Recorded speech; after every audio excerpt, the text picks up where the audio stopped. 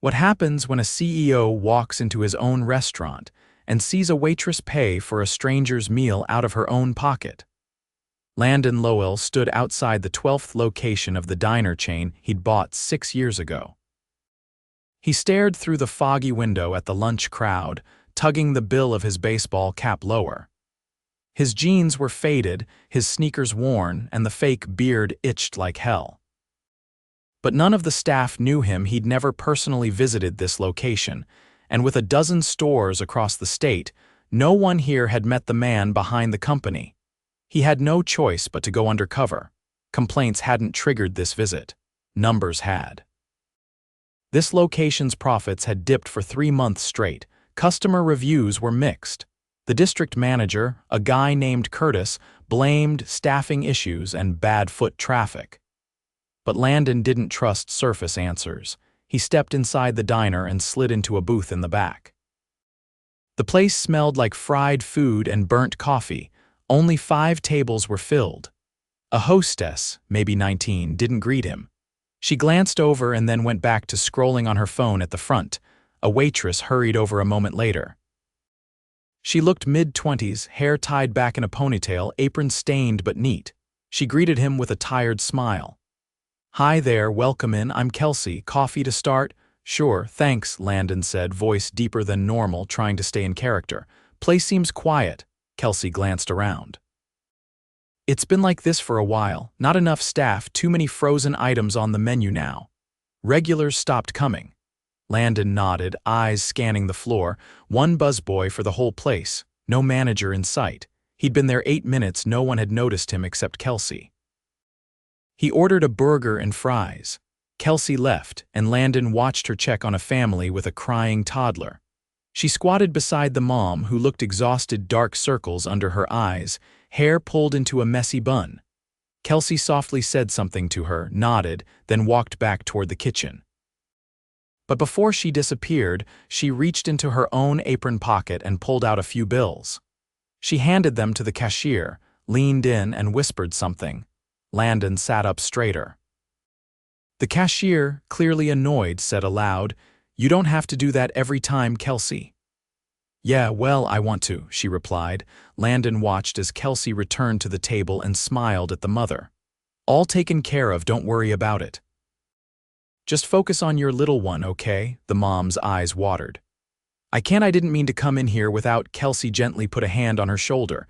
"You're fine, it's handled." Landon's chest tightened. He looked around. The hostess was still on her phone. The busboy was struggling to clear 3 tables alone. Meanwhile, Kelsey was refilling coffee, taking orders, and paying for meals. 10 minutes later, the district manager finally walked in. Curtis. He wore a blazer too nice for the setting and sunglasses indoors. He didn't notice Landon. Instead, he walked straight to the back, barking at the busboy for a spill on the floor. Landon flagged Kelsey down when she passed again. "Hey, you always help customers like that?" She looked surprised. "What do you mean?" The woman with the kid. "You paid for her." Kelsey hesitated. "Sometimes, if I can. People are struggling, you know. Doesn't the manager have a comp policy?" She narrowed her eyes. "Manager's barely here, and when he is, he tells us to stick to policy and not hand out charity, so I just do what I can." Landon leaned back. "That's generous." Kelsey smiled, then rushed off as Curtis emerged from the back again. He loudly announced, "Kelsey, you've got too many tables. You're slowing down. Pick it up." Landon watched her freeze, then wipe her hands on her apron and nod silently. Curtis turned and walked back to the kitchen, never once helping. Landon clenched his jaw. He stayed for another hour, ordered pie just to keep watching. Kelsey never stopped moving. Curtis never lifted a finger. The hostess left her station twice for smoke breaks. At one point, a customer asked to speak to a manager, and Curtis sent Kelsey to deal with it. When Landon finally stood to leave, he handed Kelsey a tip and tucked in a business card with only his number and initials, not his name. She looked confused. "What's this?" "Something I'll explain soon," he said quietly. "You're doing good work, Kelsey." She gave a faint smile, then turned to help the next table.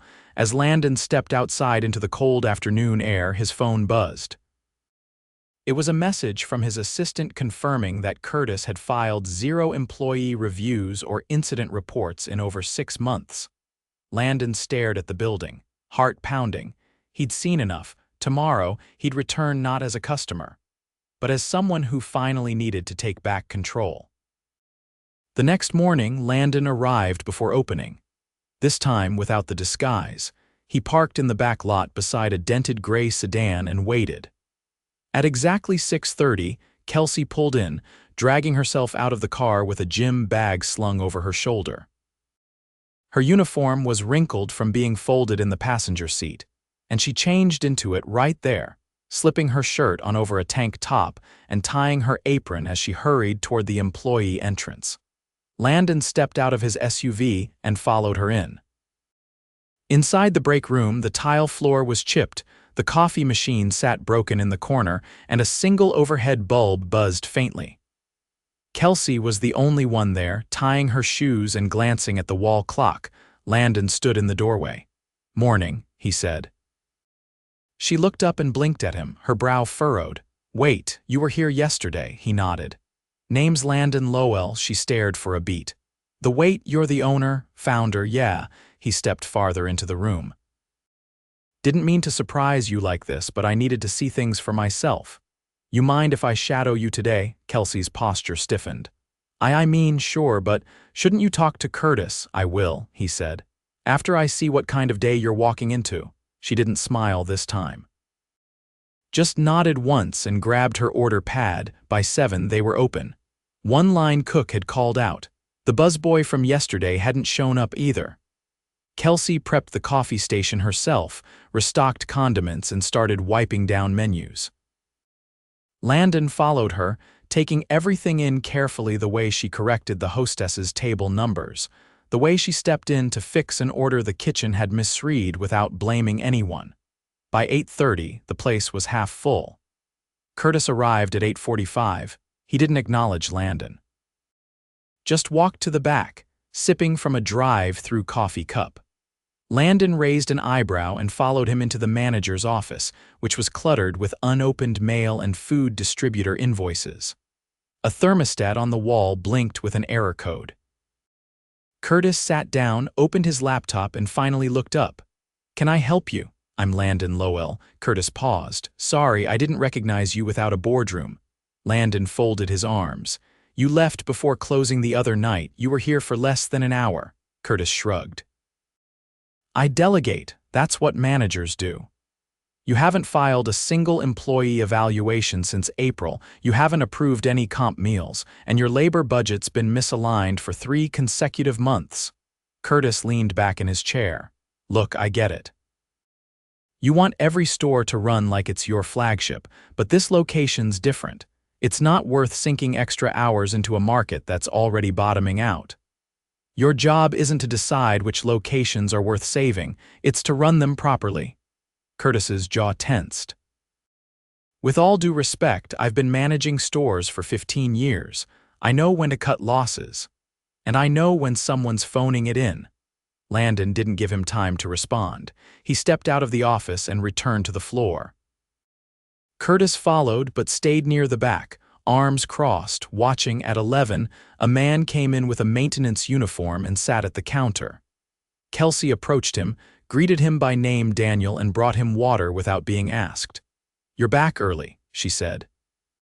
"Got reassigned to this part of town. Figured I'd stop in."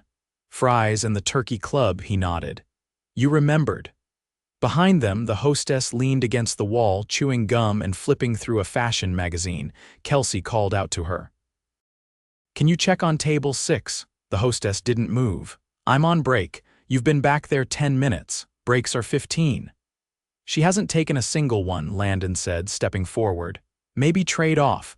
The hostess rolled her eyes and walked off muttering. Kelsey looked at Landon. "That's Brenna. She's new. She's not going to be here long if she keeps that up." Kelsey hesitated. "Curtis hired her. Won't say it out loud, but he treats the girls who look a certain way better. Brenna gets full shifts and doubles without asking.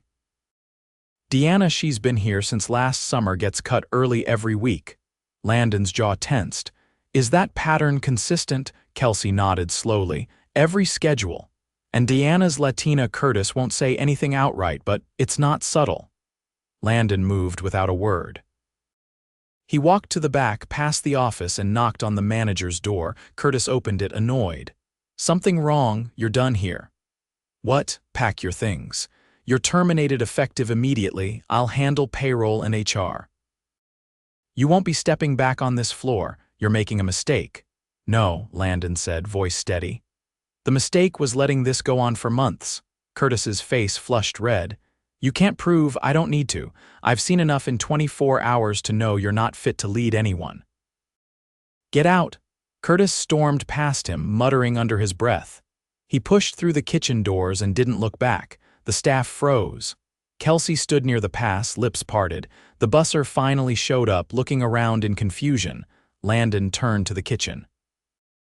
"Is anyone here comfortable stepping in to help coordinate until we appoint someone new?" A cook named Jamal raised his hand. "I know the systems. I've done scheduling before." "Great, you're interim lead. Let's talk later today." By noon, the energy in the diner shifted. Word had already spread. Brenna stayed quiet at the host stand. Deanna, the other server, looked stunned when Landon asked her how many hours she wanted this week and promised to review the schedule personally. Landon joined Kelsey on the floor again, helping run food and refill drinks. He watched her handle a party of 6 with 2 kids under 5 and barely miss a beat. When a soda machine jammed, she fixed it without asking for help. At one point, she leaned over and whispered, "You really fired him, just like that. He earned it." She looked at him for a long moment. "Why now?" "Because I saw what you did yesterday, and I saw what nobody else was doing." The lunch rush passed. Around 2, Landon sat with Jamal and Kelsey in the back, going over notes on staffing gaps, equipment issues, and customer feedback. Jamal had a list of maintenance problems that had gone unreported. Kelsey had a spreadsheet she'd made on her own time, tracking peak hours and suggesting shift rotations. "You did this off the clock?" Landon asked her. "I wanted to show it to Curtis, but—" "You'll show it to me from now on," Landon said. "We're going to fix this place. Properly." By the time the afternoon lull hit, Deanna was smiling for the first time anyone could remember. The kitchen ran smoother without Curtis slamming doors and barking orders. Even Brenna, now visibly nervous, offered to help restock napkins. Later, as Landon prepared to leave, he pulled Kelsey aside. "You have leadership instincts," he said. "Once we stabilize things, I want to talk about promoting you." She blinked. "I'm not." "I mean, I've never managed anything you've already been managing. You just didn't have the title." She looked down for a second, then back up. "I'd be scared to mess it up." "Good," he said. "That means you'll take it seriously. You've earned the shot." She folded her arms, eyes still guarded. "You're really going to stay involved this time?" "More than ever," Landon said. "I built this company to be better than what I saw today. That means staying close enough to catch it when it slips." Kelsey nodded once, slowly. "All right." "Then I'm in." Landon walked out not just with a clearer picture of the problem, but with the beginning of a solution. Not a quick fix, not a miracle. Just the right people in the right places, finally being seen. By the following Monday, the mood inside the diner had changed, but not magically. Curtis was gone, but the gaps he'd left behind were still wide open.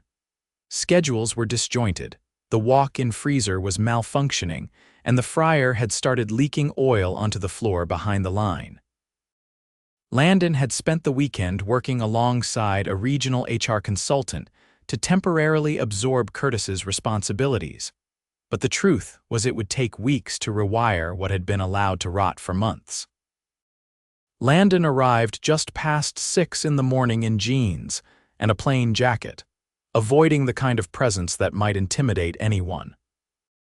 He walked through the back door with a fresh box of supplies he'd picked up himself on the way in coffee filters, napkins, and a replacement carafe for the busted breakroom machine. Kelsey was already inside, sleeves rolled up, wiping down the soda nozzles behind the counter. Her movements were slower today. She didn't greet him with the same calm steadiness as before. Her eyes were red around the edges and her shoulder twitched when she reached for the sanitizer bottle. "You all right?" he asked, setting the box down. I'm fine, she said quickly, not looking up. Just didn't sleep much. You working a double again? She nodded once. Deanna called out sick. Jamal's covering the kitchen while trying to train the new guy from another store. Landon pulled a stool closer. Sit for a second. I can't. We open in 15 and the pastry case is still empty. I'll take care of the case, he said. Sit. Reluctantly, she dropped onto the stool, folding her hands tightly in her lap. I got a call from someone at corporate this morning, he said. Apparently, Curtis left behind a stack of unprocessed employee reimbursements. Yours was in there. 3 meals you comped over the past few months. They were never submitted. Kelsey blinked. I didn't even try to file them. I knew he'd block it. He did. But we're processing them now. You'll be reimbursed by Friday. That's not the only thing. She raised her eyebrows barely. We're authorizing shift leads for each location to have a discretionary comp budget, small but accessible, no more paying out of pocket. She didn't answer right away. Then quietly, you're actually going to let us help people? I'm going to trust you to decide when it's necessary. That's the difference. Down the hall, the back door opened and Deanna stepped in, bundled in a sweatshirt, holding a tissue to her nose. Her voice was ragged when she spoke. I'm not scheduled, but I figured you'd be short. I can run the register if you need. Kelsey turned. You shouldn't be here if you're sick. I took meds. I'll wear gloves. I just didn't want you stuck alone again. Landon stood. You came in on your own, Deanna nodded. He stepped closer. Appreciate the commitment. But we're not going to make you work through a fever. I'll pay you for 2 hours for showing up, but you go rest. That's not negotiable. Her face shifted, unsure whether to argue or be grateful. You're serious? You've got my word. She left a few minutes later, and Kelsey watched her go with a look that hovered somewhere between guilt and relief.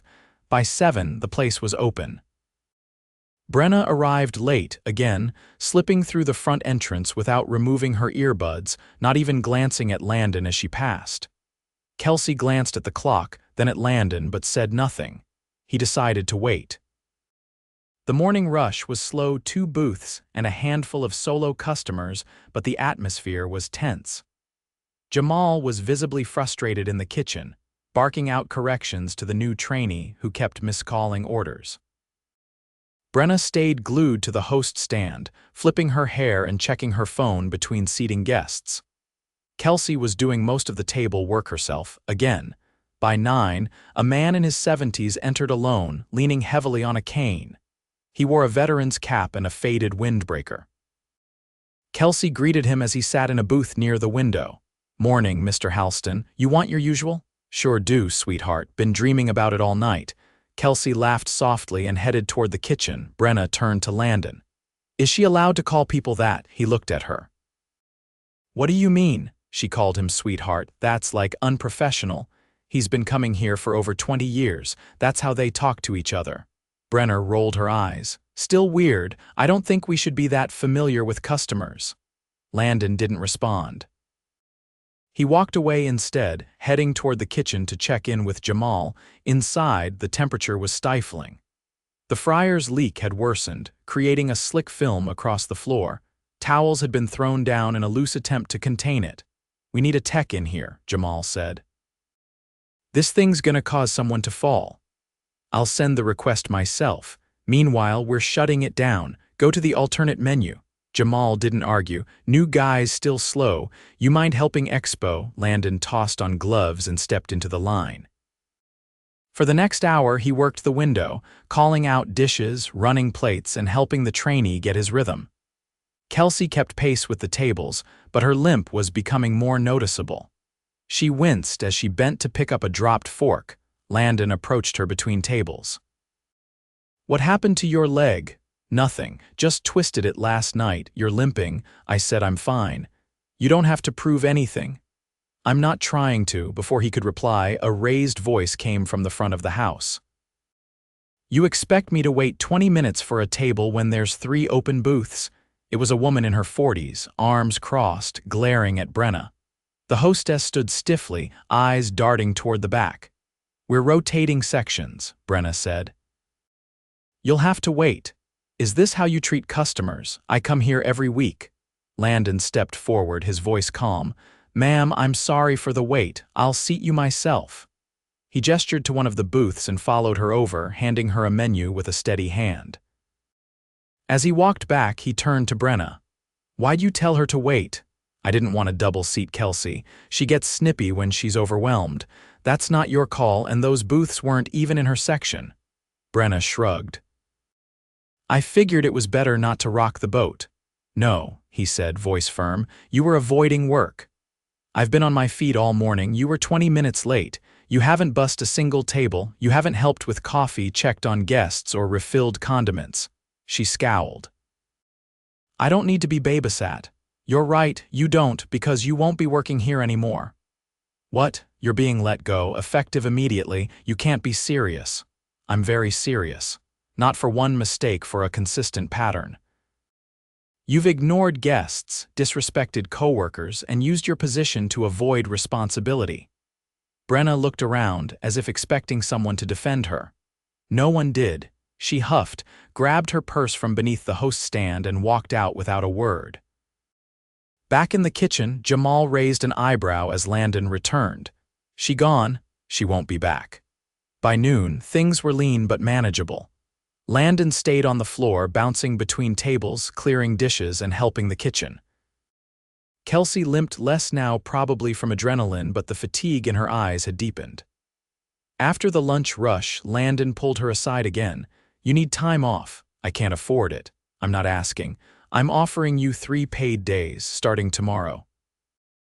Doctor's note, rest, whatever you need. She stared at him like he'd spoken in another language. You don't even know what I make. I do now, and it's not enough. We're revisiting wage structures this quarter, but until then, take the time. You've done more for this place than anyone has in a long time. She pressed her lips together, not trusting herself to respond. I mean it, Kelsey. You're not holding this place together alone anymore. She exhaled slowly, then nodded once. Later that evening, after the last table had cleared, Landon stayed behind with Jamal to walk through the freezer repairs. The diner was quiet, the lights dimmed. The silence felt earned. As they locked up, Jamal turned to him. I didn't think anyone upstairs cared. They should have sooner, Landon said, but I'm here now, and I'm not stepping away again. He looked out across the empty floor where a single booth near the window still held an unpaid check. But next to it, a receipt had been folded into a triangle and left behind with a handwritten note on the back. Thank you for seeing us. Landon picked it up, pocketed it, and shut off the lights. 2 weeks later, the morning sky over the diner was a soft gray, casting a pale light across the parking lot as Landon stepped out of his SUV. The wind carried the early scent of rain, and the air had that quiet stillness before a storm, a fitting metaphor, he thought, for where the store had been and where it was headed now. Inside, things weren't perfect, but they were functional. More importantly, they were honest. The doors hadn't opened yet. Jamal was in the kitchen already, prepping produced deliveries and double-checking the new fryer installation. Deanna was back on schedule, running point on the register with a cough still lingering but a clearer energy behind her movements. And Kelsey, back from 3 days of rest with a slight brace on her ankle, was seated at the front booth with a thick folder in front of her. Landon approached without a word and took the seat across from her. She didn't look up right away, flipping through laminated training sheets and a printed spreadsheet. This the new training program? He asked. Version 3, she said, eyes tired but focused. We had to cut the first 2. Too many assumptions about who already knew what. You planning to present it to me? No, she said, finally glancing up. I'm planning to present it to the floor. I want feedback before I pretend it's done. Landon nodded slowly. Good. Because the people using it are the ones who'll tell us where it breaks. She slid the folder toward him. You said I have a shot at the floor lead position. This is me taking it seriously. You've got it. Kelsey blinked. That's it? That's it. It's not a promotion for good behavior. It's a position you've already been doing without the title. Now it comes with the authority and the pay. She didn't smile, just sat back absorbing it, then gave a slow nod. All right. Landon leaned forward. You'll report directly to the next district manager. But while I'm still covering the gap, I want full transparency. If anything's not working, I expect to hear it from you before I hear it from a spreadsheet. I can do that. The door chime rang as the first customer walked in, an older man Landon hadn't seen before, moving stiffly with a newspaper tucked under one arm. Kelsey stood. That's Mr. Loring. He used to come in every Thursday morning, stopped a few months ago. I guess he's trying us again. Then we'd better not waste the moment. By 9, the diner was half full. Jamal's kitchen crew was 2 weeks into revised prep procedures, and while the flow wasn't flawless, it was far smoother than it had ever been under Curtis. The new hire, Marcus, pulled from another location, was catching on quickly, thanks to Jamal's steady coaching. Deanna alternated between register and takeout orders, using a simplified system Kelsey had drafted and implemented during her time off. Landon stayed mostly on the sidelines, watching, listening. He wanted to see how the changes held up without his hand in every decision. At 10:30, a familiar face walked through the door. The young mother Kelsey had helped that day, the one who had unknowingly sparked all of this. She looked more rested now, hair combed neatly, a baby carrier slung from her shoulder, and a small boy holding her hand. Kelsey noticed her immediately and stepped out from behind the counter. "Welcome back," she said gently. The woman hesitated, clearly unsure whether she'd be remembered or just recognized. I didn't think you'd." "Of course I remember," Kelsey said. Landon kept his distance, watching as the woman was seated near the back, where the noise was lower and the aisle was wide enough for the stroller. Kelsey brought over a high chair without being asked and knelt briefly to hand the toddler a crayon and kids menu. The mother leaned in slightly. "I got a new job. It's part-time, still training, but I'm getting there." "I'm glad," Kelsey said. "You want the same thing as last time," she nodded. "But this time I can pay for it." Kelsey didn't offer anything free. She didn't need to. Dignity had already been restored. Landon turned from the scene and walked toward the kitchen. "Got a minute?" he asked Jamal. The cook wiped his hands and stepped away from the line. "I'm putting in a request for your shift lead certification," Landon said. "If you want it." Jamal's expression didn't change, but his shoulders shifted, less guarded. "Didn't think that was on the table." It wasn't. Curtis made sure of that, but you've been training the new guy, submitting inventory reports and keeping the line moving. "You're doing the job already." Jamal nodded once. "All right. Pay bump comes with it, not massive but better than before. You'll help finalize the new prep checklist system next week." "Sounds fair." Landon stepped back, giving the man space to return to the grill. By noon, the place hit its peak. Orders flew in, dishes flew out, and the crew moved with something that resembled rhythm. Not perfect, but real. Earned around one, Landon called a quick meeting in the break room. No fanfare, no speeches. Just the core team: Kelsey, Jamal, Deanna, and Marcus gathered around the scuffed table. "I want to make something clear," Landon said. "This isn't a reset, it's a rebuild. That means mistakes will happen, but what won't happen is silence. Nobody here will be ignored again." He looked at each of them in turn. "There's no more tolerance for favoritism, for laziness, or for hiding behind titles. You've seen what that leads to. We're not going back." Kelsey nodded once, arms folded. Jamal leaned back in his chair, arms crossed, but his eyes steady on Landon. Deanna looked up from her notebook. "So what happens if the next district manager turns out like the last one?" "They won't," Landon said. "Because I'll be hiring them myself. And because now I've got people here who'll raise hell the second something smells wrong." That drew the faintest chuckle from Marcus. Landon stood. "You're the reason this place is still standing. You showed up when you didn't have to. You covered for each other when no one was watching. That's leadership, not titles, not years of experience, just showing up when it's hard." He turned to leave, then paused at the door. "Payroll updates go live Monday. New rates for Jamal and Kelsey." "Deanna, I want to talk to you about cross-training next week." As he stepped out, the room stayed quiet for a beat before the group dispersed. No applause, no backslapping.